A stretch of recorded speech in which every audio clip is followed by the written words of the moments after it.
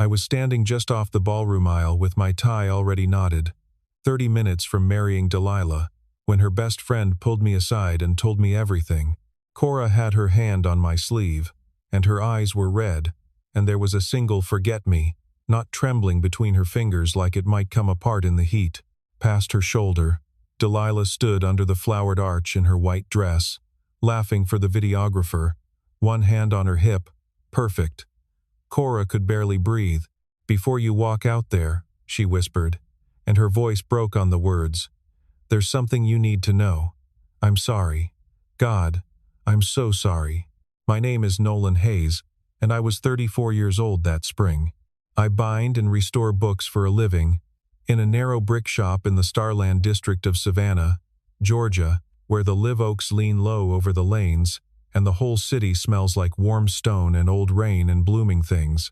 I bought the building years ago, back when nobody wanted that corner, back when it was cheaper than a used car and twice as broken. I fixed the roof myself. I sanded the floors on my knees over 3 long weekends. I never once thought of it as an investment, though the district changed around me year by year, and the place quietly became worth far more than I ever bothered to notice. That kind of thing never mattered to me. It should have. I understand that now, though it cost me nearly everything to learn it. I live alone above the workshop, up a set of stairs that groans in the same 3 places every single night, so that even in the dark I always know exactly where I am. I like it that way. I like the smell of leather and wheat paste, and the particular perfume of paper that has waited 100 years to be handled gently. People think binding is about glue. It isn't. It's about patience. It is about holding something broken very still. For a long time, long enough that it slowly learns how to hold itself together again. You cannot rush it. If you rush it, the spine cracks the first time someone opens it, and every hour of your work becomes a wound down the middle of the thing you were trying to save.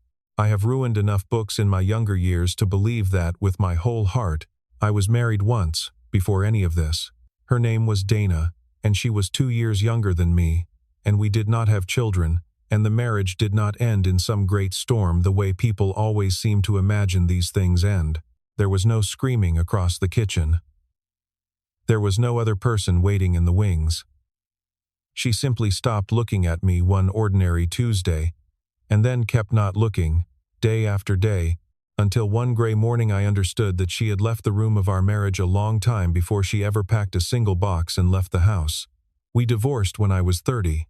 It was quiet, and it was sad, and it was nobody's fault, which is somehow the loneliest kind of ending there is, because there is no one to blame, and nothing to fix, and nowhere to put the ache. After Dana, something in me went careful and stayed careful. I stopped trusting loud things. I stopped trusting grand gestures and big declarations, and the kind of love that needs an audience in order to feel real. A man announcing his devotion at full volume always seemed to me like a man trying hard to convince himself of something he already doubted. So I lived small, and I told myself small was safe. I opened the shop at 7.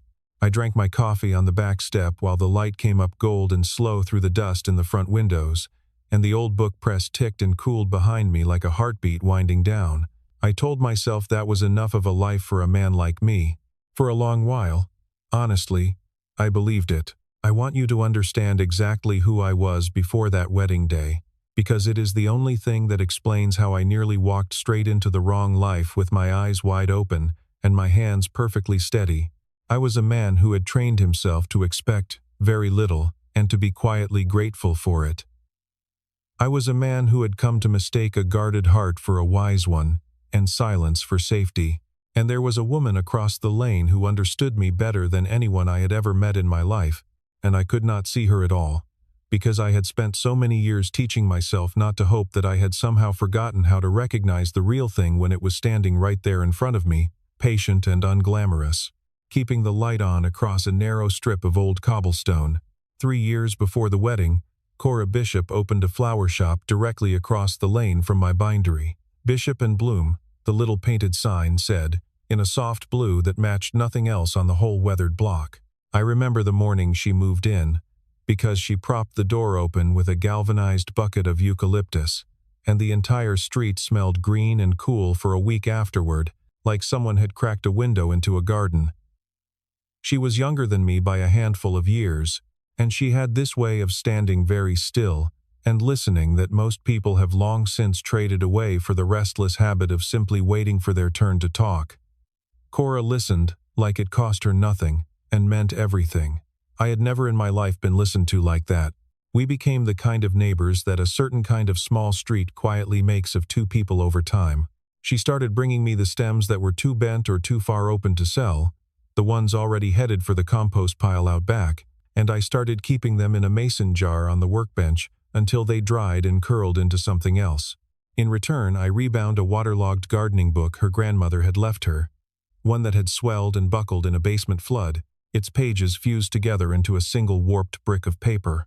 It took me the better part of a month to separate those leaves without tearing them, to dry each one flat under weights, to sew the whole thing back into a cover that would actually open again the way a book is meant to.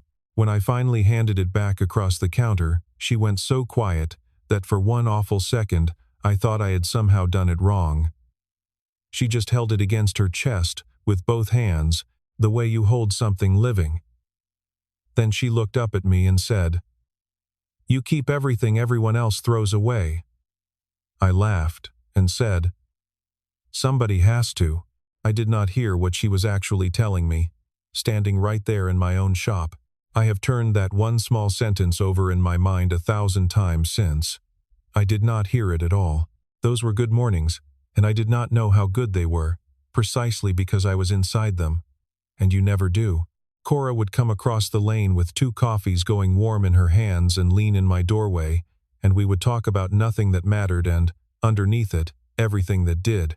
She knew how I took my coffee without ever asking twice. She knew which of my regulars were genuinely lonely and which were just cheap and looking for conversation to fill the difference.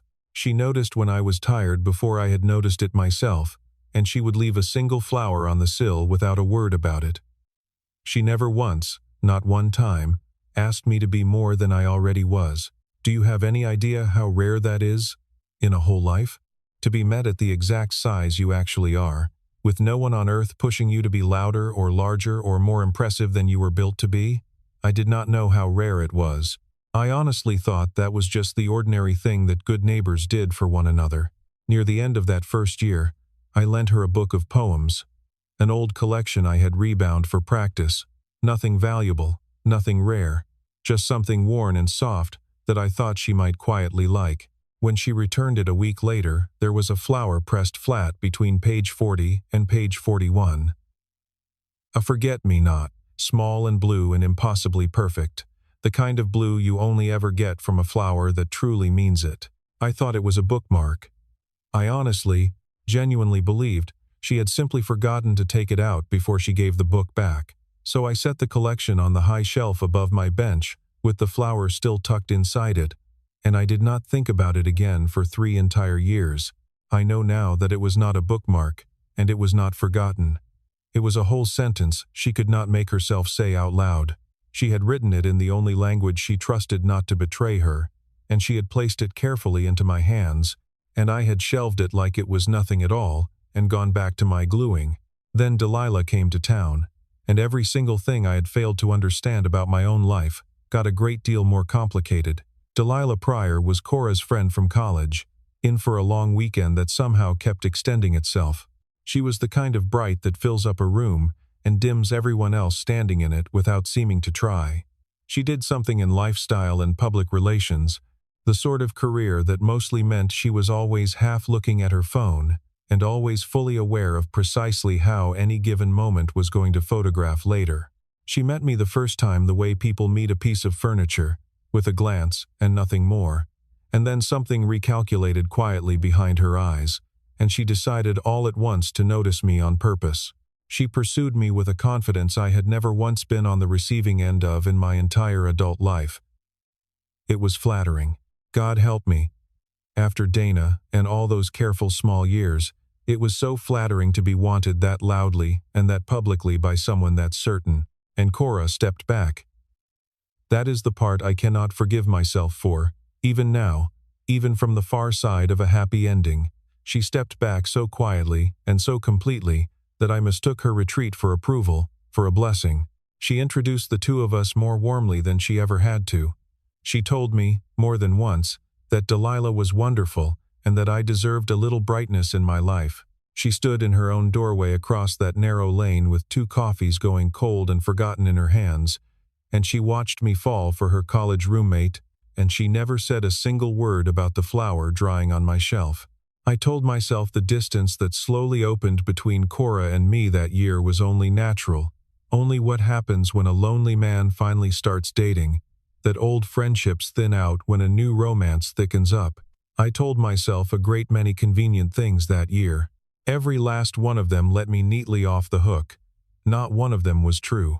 What I did not know, what I would not truly understand until I was standing off that ballroom aisle with a trembling blue flower held up in front of my face, was that Cora had spent an entire year watching the wrong story win, and had said nothing, because she loved me, and because she also loved her friend, and because she simply could not find any way to speak the truth aloud that would not come out sounding like the oldest and ugliest kind of jealousy.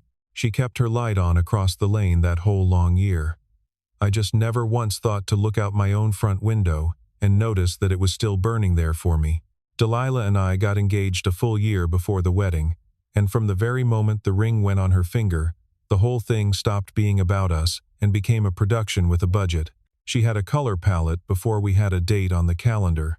She had a hashtag picked out before we had so much as toured a venue. She talked about the wedding constantly, and about the actual marriage almost never. And I told myself that was only nerves, only the way some people happen to love, out loud, and in front of a lens. And then she asked Cora to be her maid of honor, and to handle every last flower for the ceremony as a personal favor, because Cora's little shop was, and I am quoting Delilah exactly here, basically free anyway. And Cora said yes. Of course, Cora said yes. She could not possibly have said no, without being forced to explain the reason why. And the reason why was the one single thing she had spent 3 long years refusing to let out of her chest. So the woman who loved me spent the last year before my wedding arranging the flowers for it. Stem by stem, standing loyally beside the woman marrying me. Holding a heavy secret in each hand, and letting neither one show. And across that year, without ever meaning to become anyone's detective, Cora began to notice things. The way Delilah talked about me when I was not in the room, like a fixed monthly cost she had decided she could tolerate for a while. The late-night texts to a contact, saved as a single bare letter, a J, that lit up the dark screen at hours no coworker keeps.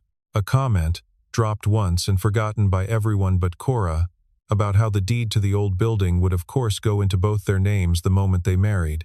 She gathered up these small cold stones one at a time and said nothing, because each one alone was nothing, and because she was terrified that the second she opened her mouth, I would hear only jealousy and never the truth beneath it. That was where she was standing on the morning of my wedding, at 5 o'clock, alone in the echoing ballroom of Roswick House, arranging forget-me-nots and heavy magnolias into the very arch I would soon stand beneath. When she heard Delilah's voice come around the corner, low and certain and completely unguarded, talking to someone on the phone. "Julian," she heard Delilah say, in a warm, private tone I had never once heard her use with me, "I don't love him. You know I don't love him. But once I'm on the deed, it's 6 months, tops. Then it's you and me, and we're finally set."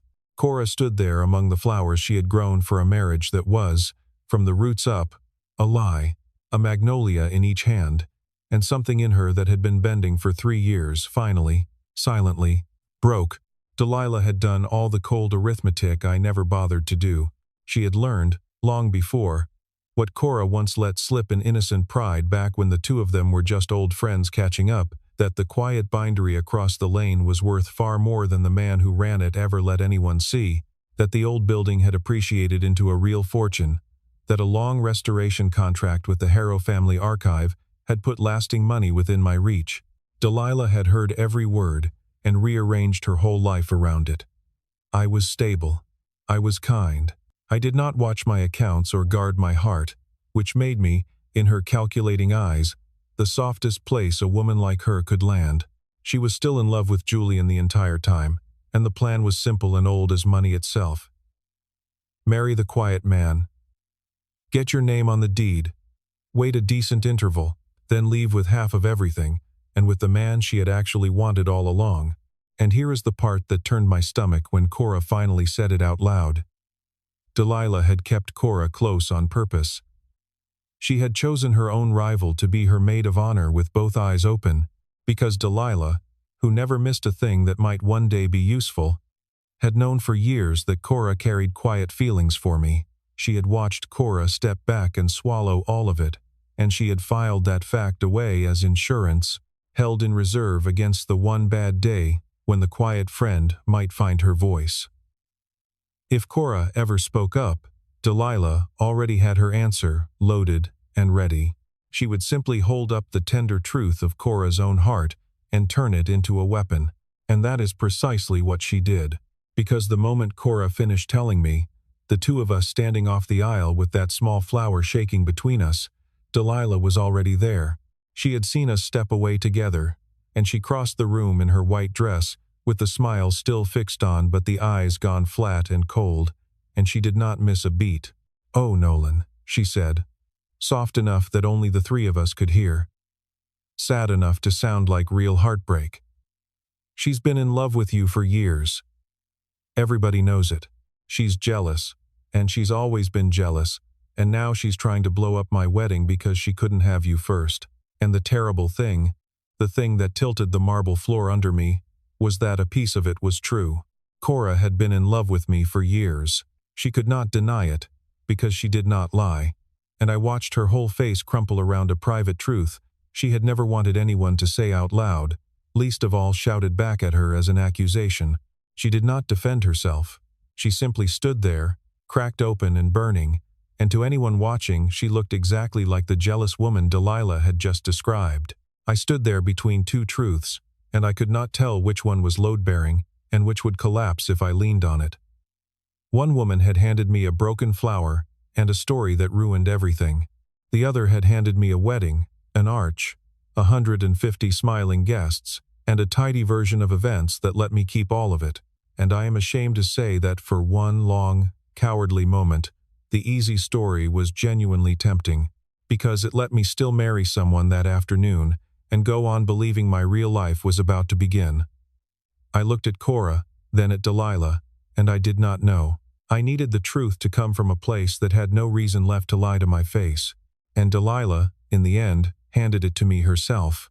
That was always the one flaw in an otherwise flawless performance. She had won so many rooms so easily, for so long, that she had forgotten some rooms watch you right back. She saw the hesitation flicker across my face and mistook it for surrender, and she leaned in close enough that I could smell the perfume she always wore too much of, and dropped her voice into that intimate register people use only when they are certain the deal is already done. "Be smart about this, Nolan," she murmured, patting my chest twice, like I was a nervous horse. "Just think it through. Half of nothing is nothing. You walk out that door now, and all you've got is a jealous florist and an empty church. You stay, and you keep the shop. You keep the whole life. You keep every single thing. Don't throw all of that away over her." Then she smiled up at me, warm and certain, absolutely convinced she had just said the winning thing. The air conditioning was running hard and cold through that marble hall, and somewhere a single heel was clicking across the stone, and the little forget-me-not was warm and damp in my closed fist, and I heard her. After 2 years, I finally, completely heard her.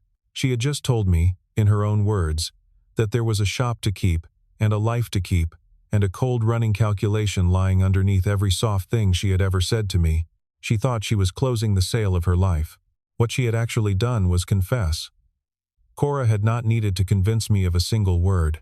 Delilah had done all of it for her, gift-wrapped, in one careless, arrogant sentence, certain right up to the end, that I was simply too quiet a man to notice I was being counted like money on a table. I walked out to the altar anyway. I want to be honest about that, because it is the strangest part of the whole day. I did not storm off. My legs simply carried me down that long aisle toward the arch Cora had built with her own hands out of flowers and quiet heartbreak, and the string quartet lifted their bows, and 150 people turned in their white chairs to smile up at me, and Delilah floated into her place across from me, looking radiant and serene and victorious. And I stood there a held moment in front of every last one of them, in front of the waiting minister, in front of the whole warm, expensive performance of it, and I reached up and unpinned the small forget-me, not boutonniere from my lapel, the one Cora had made with her own fingers, and I held it in my open palm, and I looked down at it.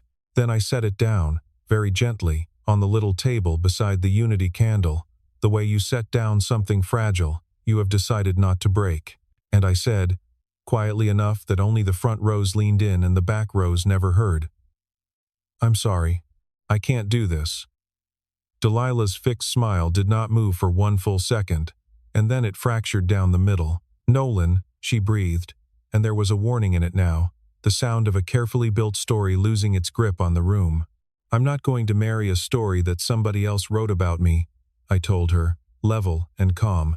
And then I turned and walked back up that long aisle, past the confused turning faces and the rising whispers and the cellist frozen with her bow above the strings. And I did not run, and I did not look back, and my hands were perfectly, strangely steady, which surprised me most of all. Delilah, of course, weaponized the truth down to the last available second. By the time I reached the tall back doors, I could already hear her turning to the guests, her voice climbing and steadying, spinning something believable out of nothing at all, cold feet and a nervous breakdown and a poor jealous friend who had poisoned my mind against her. She was salvaging her audience the only way she had ever known how. She was gone within the hour, and Julian's car was idling at the curb out front, and that was the last time I ever saw her in person. She took the whole story with her. As far as I was concerned, she was welcome to it. I found Cora out in the side garden, well away from the noise, standing very still among the potted magnolias with her back to me and her thin shoulders drawn up tight. She had heard all of it. She had heard Delilah name her most private feelings to 150 strangers and turn them, in the same breath, into a punchline. And she was mortified in a way I could feel from 10 feet off, the specific shame of a hidden heart pinned open under a hard public light. When she heard my step on the gravel, she did not turn around right away. She just said, in a small flat voice working so hard to stay steady, "Please don't feel like you owe me anything. I didn't tell you so I told you because it was the right thing to do. That's all it was. Please don't make it more than that." She was doing it all over again. Even then, even wrecked and humiliated, she was hiding the real reason behind the true one. She was handing me the noble version, the clean version where she was only a decent person doing one hard, correct thing. And she was locking the other version, the one that had cost her 3 whole years, back down deep, where no one could use it against her again. And I understood, standing there in the thick, wet heat of that savannah afternoon, magnolia petals coming loose onto the path, the last thin note of the quartet dying behind us, the whole green place smelling of Spanish moss and coming rain, that this woman had spent her entire life making herself easy to overlook, and that I, of everyone who had ever passed through her doorway, had overlooked her most thoroughly of all. "Cora," I said. And she finally turned around. Her face was blotched and open and braced, visibly braced, for me to be kind to her in the distant, careful way you are kind to someone you only pity. "I don't know what I feel yet," I told her, because she deserved the truth from me and only the truth, and I would not hand her one more pretty, convenient lie on what was already the worst day of her life.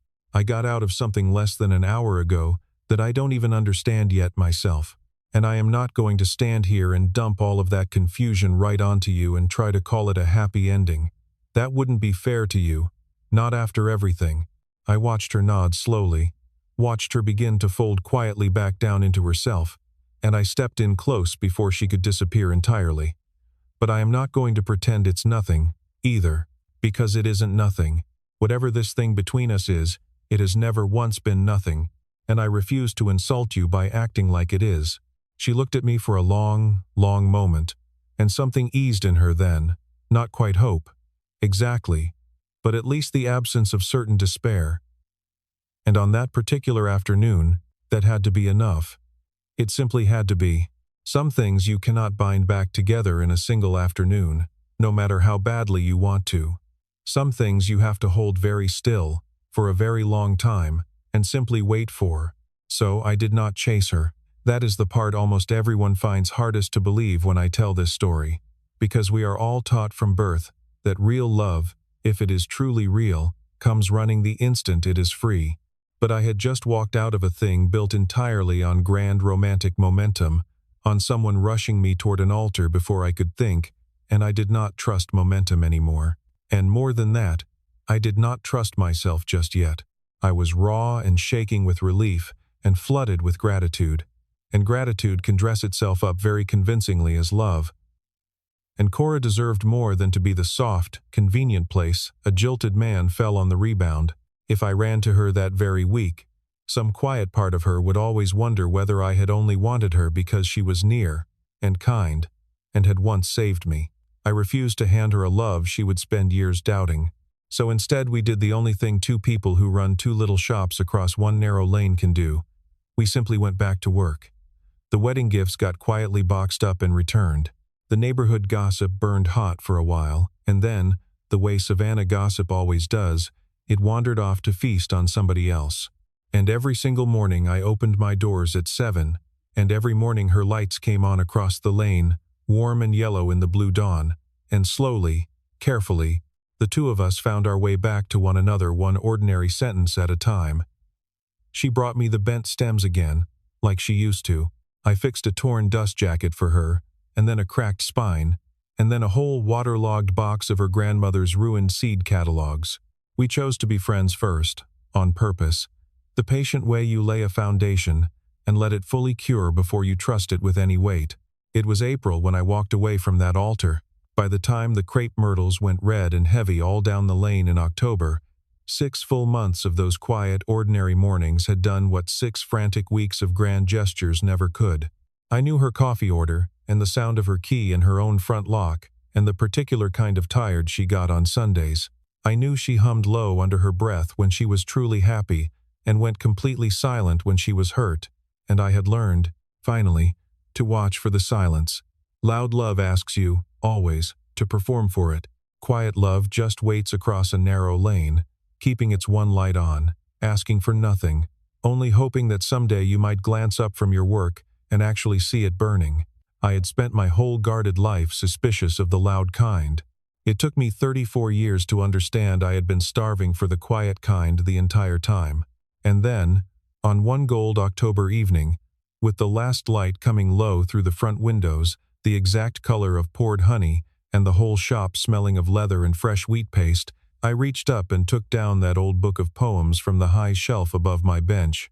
The forget-me-not was still tucked inside it, pressed flat, and faded now to the pale washed blue of a winter sky, resting exactly where she had left it 3 years before. And I finally understood what it truly was. I finally read the whole sentence she had written to me in the only quiet language she had ever trusted.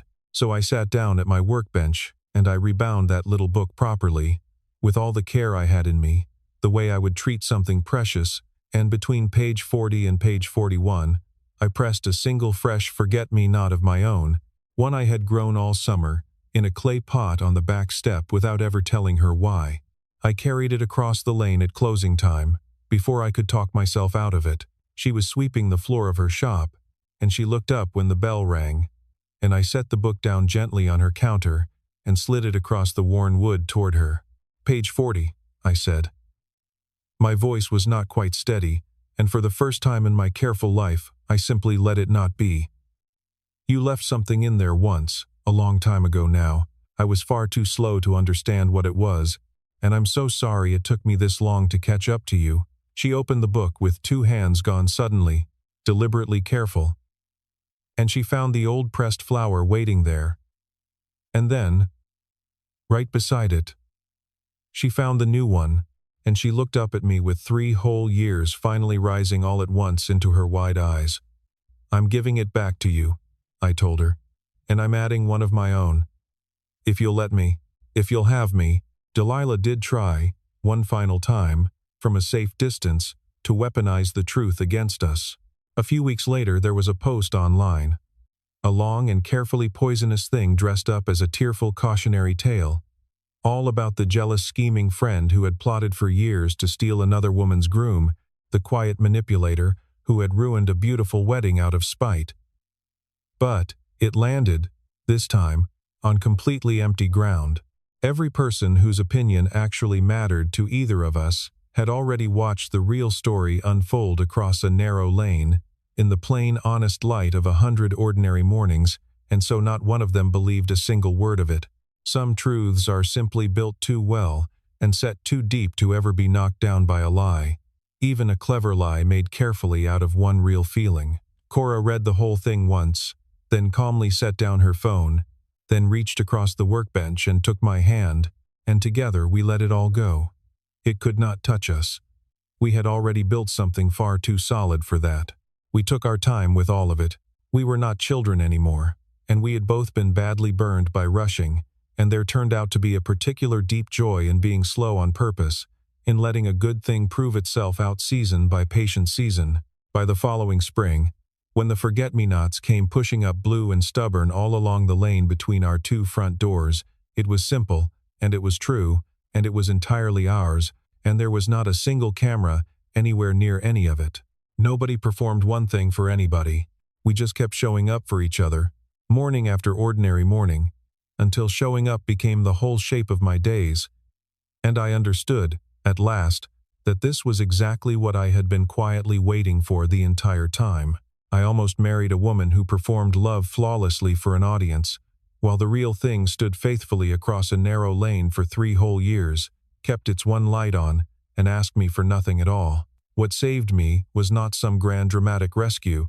It was one person brave enough to tell me a hard, costly truth, and then step all the way back and want nothing for herself, willing to lose everything, even her own dignity in front of a crowd, just so I would not walk blind and smiling into a lie. The difference between being pursued and being truly seen is the difference between a life that photographs beautifully and a life that will actually hold you in the dark. I paid for that lesson with a whole marriage I nearly made, and I would gladly pay it again.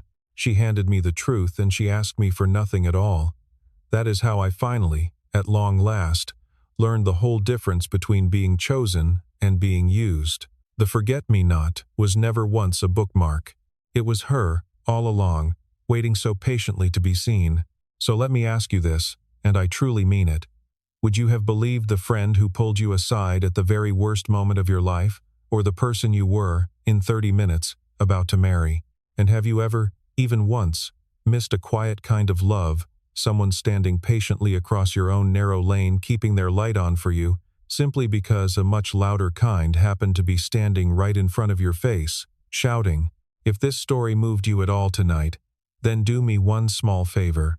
Hit that like button, subscribe so you never miss whatever story comes next, and then tell me down in the comments, was Cora right to finally speak up when she did, or should she have kept her silence and let me find out the whole ugly truth on my own? I read every single one.